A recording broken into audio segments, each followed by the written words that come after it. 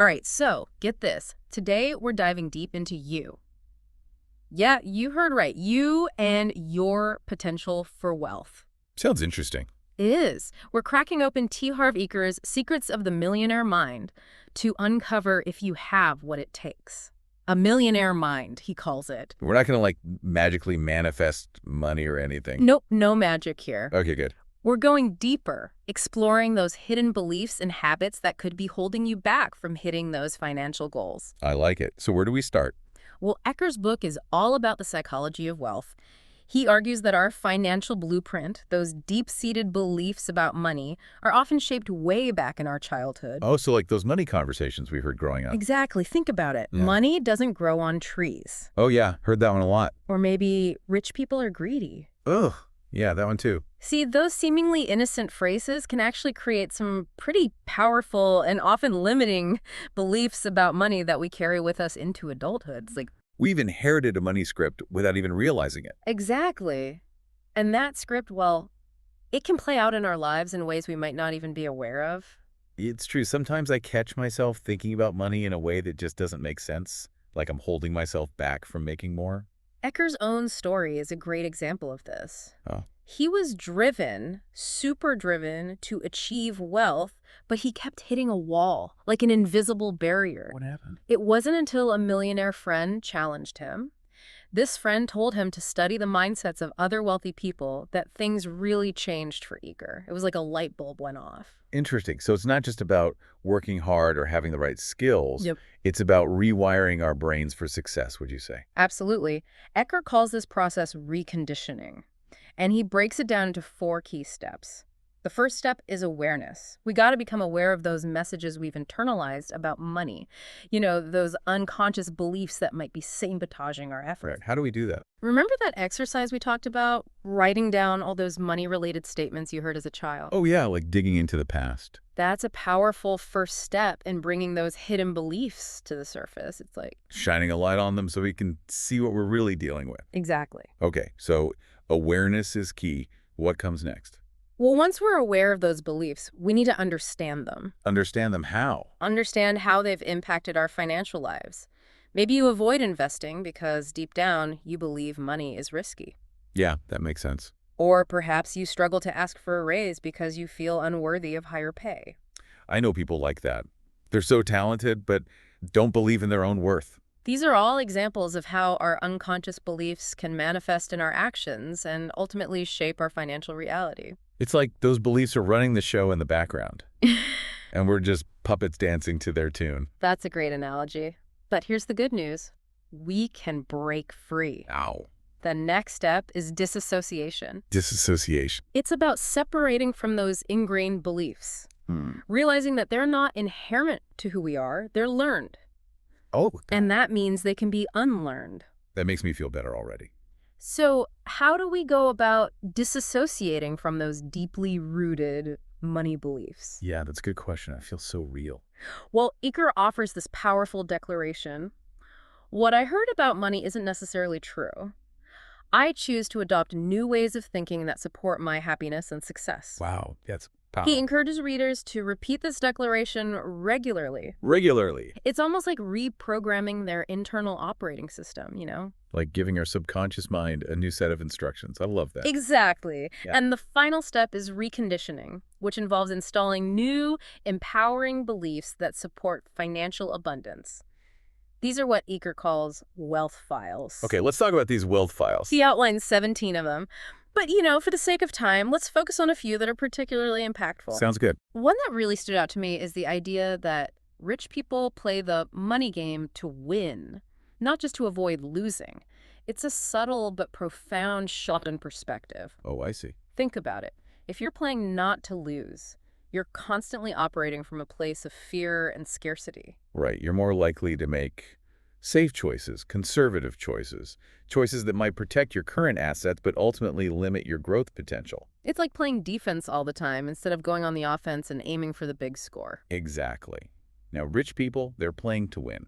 They're willing to take calculated risks, step outside their comfort zones, and go after opportunities that might seem daunting to others. So it's about shifting from a fear-based mindset to a growth-oriented one. Exactly. And they're not afraid to fail. They understand that failure is a part of the process, and they're not afraid to learn from their mistakes and keep moving forward. Another wealth file that's crucial for success is the idea that rich people admire other successful people, while poor people resent them. It's easy to fall into the trap of envy, especially when we see others achieving what we desire. Envy's a tough one. It is, but envy is a toxic emotion. It breeds negativity and ultimately blocks us from attracting the same level of success. So instead of feeling resentful, we should look to successful people as inspiration and role models. Precisely. When we admire successful people, we open ourselves up to learning from their experiences, adopting their habits, and emulating their strategies. It's about shifting our perspective from why them, not me, to if they can do it, so can I. It's like saying, show me the way. I want to learn from the best. Exactly. And this leads to another powerful wealth file. Rich people are bigger than their problems. Poor people are smaller than their problems. Now, this doesn't mean that rich people don't experience challenges or setbacks. They do. But they approach those challenges with a different mindset. They see them as opportunities for growth, learning, and resilience. Exactly. They don't let problems define them. They don't shrink in the face of adversity. Instead, they expand their capacity to handle those challenges. They see the bigger picture, focus on solutions, and refuse to let temporary setbacks derail their long-term goals. This is starting to sound a lot like developing a growth mindset, which we've discussed before. You're right, there's a strong connection there. And Ecker goes even deeper, suggesting that the way we handle money is often a reflection of how we handle life in general. Really? Our beliefs about money, our emotional responses to financial challenges, and even our spending habits can reveal a lot about our underlying values, beliefs, and patterns of behavior. So, if we want to change our financial reality, we need to change our internal world first. That's the essence of it. And that's where those reconditioning techniques and wealth files come into play. They're tools for transforming our subconscious beliefs and developing the mindset of a true wealth creator. That sounds great. But here's the catch. It's not enough to just think positive thoughts or repeat affirmations. Eager emphasizes that action is crucial. Okay, so it's not just about manifesting wealth, it's about putting in the work. Right. He has this great saying, ready, fire, aim. He's all about getting started, taking that first step, even if you don't have all the answers or feel completely prepared. Jump in and figure it out as you go.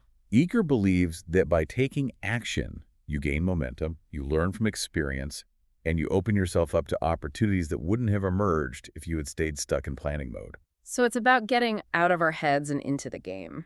Exactly. And Eager's own story is a testament to the power of taking action. He went from struggling to make ends meet to building a multi-million-dollar business. He didn't start with a detailed business plan or a trust fund.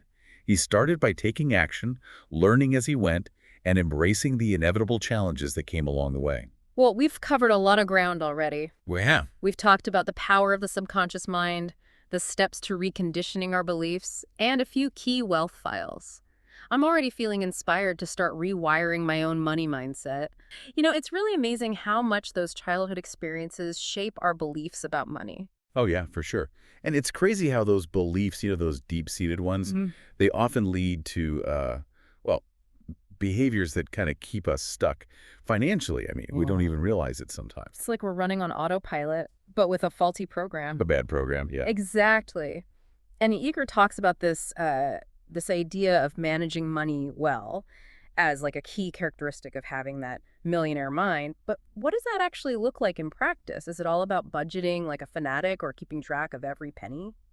It's not so much about obsessing over the numbers. It's more about, like, developing a healthy relationship with money, a respectful one. Mm. Eaker uses this powerful analogy. It's like, imagine a little kid, like 5 years old, who keeps dropping their ice cream cone, right on the pavement. Oh, that's heartbreaking. But what does that have to do with money management? Well, think about it. A loving parent wouldn't punish the kid for dropping the cone. They'd probably just buy him another one, right, and another, until, the child learns to hold that cone properly and avoids those messy meltdowns. Eaker says that's kind of how the universe works, too. He's got this saying, until you show you can handle what you've got, you won't get any more. So it's like we have to prove ourselves worthy of greater abundance by showing that we can manage what we already have. Precisely. It's about developing those financial muscles, like mastering the basics, budgeting, tracking expenses, and making conscious choices about spending. That kind of stuff creates a solid foundation for handling bigger sums of money as we, grow our wealth. Okay, that makes sense. But what about the emotional side of things? Eker talks about rich people appreciating their money, while poor people tend to abuse it. That sounds a bit harsh, don't you think? Yeah, I can see how it might sound judgmental, but it's not about like shaming anyone. It's more about the energy we bring to our relationship with money. When we appreciate money, we treat it with respect, with gratitude and with responsibility. Mm. We're mindful of how we spend it, we save for the future, and we invest in ways that, well, align with our values. It's like seeing money as a valuable resource, something that deserves to be taken care of and grown. Exactly. Now, on the flip side, when we abuse money, it often comes from a place of fear, scarcity, or resentment. Maybe we're constantly worried about not having enough, so we either hoard it or we spend it impulsively to try and fill some kind of emotional void. Or maybe we just resent the whole concept of money. We see it as, inherently evil or corrupting. That's definitely another way money abuse can manifest. And in those cases, we might unconsciously sabotage ourselves financially, like refusing to earn more or spending recklessly or maybe attracting debt. So it's not just about managing money practically, it's also about healing those emotional wounds and developing a more balanced and harmonious relationship with money. Exactly. And Eker offers some practical tools for doing just that, like practicing gratitude for what we have, no matter how much or how little, and visualizing ourselves living a life of abundance and prosperity. That reminds me of another wealth file we talked about, the one about rich people focusing on their net worth, while poor people focus on their working income. Like, you could be earning a six-figure salary, but if you're drowning in debt with no assets to your name, are you truly wealthy? Right. Eker emphasizes that building lasting wealth requires a focus on assets, those that generate passive income and, appreciate over time. Mm. He talks about building money-making machines that work for you even when you're not actively working. Passive income is key. Yeah. But how do we start building those money-making machines if we don't have, like, a trust fund or a real estate empire? Well, Eker breaks down net worth into four key areas: income, savings, investments, and simplification. Income, that's pretty straightforward. It's the money you earn from your job, a business, or investments. Savings are also crucial, and Eker suggests putting aside at least 10% of your income for long-term financial freedom. But he also recommends a separate play account, which we talked about earlier. Yeah, that's important too. It's about allowing yourself to enjoy some of the fruits of your labor, without feeling guilty or restricted. So you're telling me to blow my savings on a shopping spree? Haha, not quite. It's more about giving yourself permission to spend on things that, well, make you happy, things that reinforce that feeling of abundance. It's like showing our subconscious mind that we're not afraid to enjoy money and we trust in our ability to make more. Exactly. Now, the third piece of net worth is investments. This is where we put our money to work for us, generating that passive income and growing our wealth over time. Eker recommends diversifying across different asset classes like stocks, bonds, real estate, and precious metals. Diversification is key. Got it. But what about simplification, that fourth element you mentioned? Simplification. Well, it's all about finding ways to streamline our expenses and, live below our means. Being mindful of our spending habits and avoiding those unnecessary purchases that just drain our finances. It's like finding those money leaks and patching them up. Exactly. And it's not about deprivation or living like a monk. It's about making choices, conscious choices that line up with our values and our financial goals. Eker also talks about working money rather than working for money. It's like shifting our focus from, trading our time for dollars to creating systems that make money for us even when we're not working. Absolutely. He's all about leveraging our skills and talents and resources to create passive income streams. So it's not about working harder, it's about working smarter. Exactly. And Eker gives us tons of ideas for how to create those passive income streams, from investing in rental properties to building online businesses that generate revenue while we sleep. Speaking of sleep, I think we've covered a ton of ground in this segment. Managing money well, appreciating it, building net worth, and creating those passive income streams. It's all connected. Working together to create a solid foundation for financial success and abundance. But before we dive into the last part of our deep dive, let's leave our listeners with a little something to think about. What one action can you take this week to, strengthen those money muscles and move a step closer to developing that millionaire mind?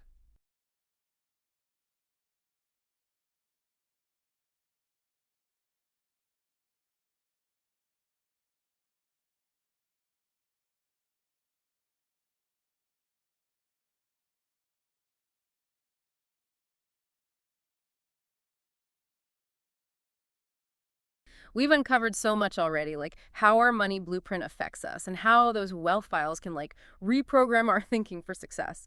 But there's one thing Ecker keeps bringing up that I find really interesting. It's this idea that rich people think both, while poor people tend to think either. What do you think he means by that? It's about like embracing abundance, seeing all the possibilities. Rich people tend to believe they can have it all. Financial success, loving relationships, a fulfilling career, good health. They don't think those things have to be mutually exclusive. But poor people, they often get stuck in these like limiting beliefs, and that creates these false choices. So it's like that old saying, you can't have your cake and eat it too. And rich people are all like, challenge accepted. Exactly. They're always looking for win-win situations, you know, where everyone benefits. Like Edgar tells this story about a supplier who wasn't happy with a deal. And instead of, just digging in his heels and arguing, Edgar looked for a solution that would work for both of them. He ended up renegotiating the deal, and it made the supplier happy. And it didn't cost him any extra money. It's all about that abundance mindset, right? Believing hmm there's enough for everyone and we can all come out on top. Exactly. And this both thinking, it goes beyond just business. It applies to our personal lives, our relationships, how we see personal growth. Rich people understand they can be successful and be generous, ambitious and be compassionate, driven and be fulfilled. It's like breaking free from those old beliefs that make us think we have to choose one path or the other, that we can't have everything. Agar also points out something else. He says, rich people focus on opportunities while poor people focus on obstacles. Interesting. And this isn't about, ignoring the challenges. It's more about where we choose to put our energy. Do we focus on what's blocking us or on finding solutions and possibilities? So instead of seeing those roadblocks as like the end of the road, you see them as detours. Yeah, a different way to get where you're going. Rich people, they seem to have this knack for finding opportunity, where others just see problems. They're always like scanning for new ideas, emerging trends, creative ways to solve things. And they're not afraid of taking a risk. They keep asking themselves, how can I turn this challenge into something good, something that works for me? So it's not just about, hard work. It's about using your brain, looking for solutions that others might miss. Right. Eker actually wants us to work out that opportunity muscle by shifting our focus away from the problems and toward what's possible. He suggests brainstorming different solutions or connecting with people who see things differently than you do and being open to new ideas and new ways of doing things. That reminds me of that wealth file where rich people are okay with being uncomfortable, while poor people think rich people are just lucky. Like, success doesn't always feel good, right? But it's worth pushing through. Yeah, that's really important. Rich people get that growth, real growth. It often comes with discomfort. They're okay with stepping outside their comfort zone, taking a risk, failing even. And then they learn from those mistakes and keep going. They see challenges as, well, a way to learn and grow, not a sign to give up. They actually kind of like that feeling of pushing their limits because that's where the good stuff happens. Exactly. Kieker challenges us to actually get comfortable with being uncomfortable. Like when things feel hard, that might actually be a sign you're on the right track, that you're, really pushing yourself to be your best. This brings us to, I think, a really crucial part of what Aker is saying. It's the whole be-do-have thing. He thinks that this is how rich people think about success. They believe in becoming the right person first, then taking the right actions, and ultimately, having the results they want. Right. It's about seeing that our outside world, what we have, how much money we have, it's all a reflection of what's going on inside. So you want to change your finances. Well, you got to start by changing your beliefs, your habits, your actions. So it's not about chasing money or, all the stuff money can buy. It's about becoming the kind of person who, attracts wealth and abundance, just naturally. That's it. And Iker gives us so much good advice on how to do that, from thinking about money in a positive way to getting good at managing money and investing. Well, we've covered a lot of ground in this deep dive into secrets of the millionaire mind. It's been amazing, from understanding the power of our subconscious to the importance of taking action, and of course, the transformative potential of those wealth files. It's been a journey. And hopefully, our listeners have gained some valuable insights into what makes successful people tick, what makes those wealth creators so good at what they do. It's been fun. And hopefully our listeners have learned something that can help them on their own journeys to, well, achieving financial freedom. Remember, financial success isn't about luck or being born into the right family. It's a skill, and anyone can learn it. But it all starts with cultivating that millionaire mind. So think about this. What one thing will you do today to start building your path to abundance? Thanks for joining us, and we'll see you on the next deep dive. See you then.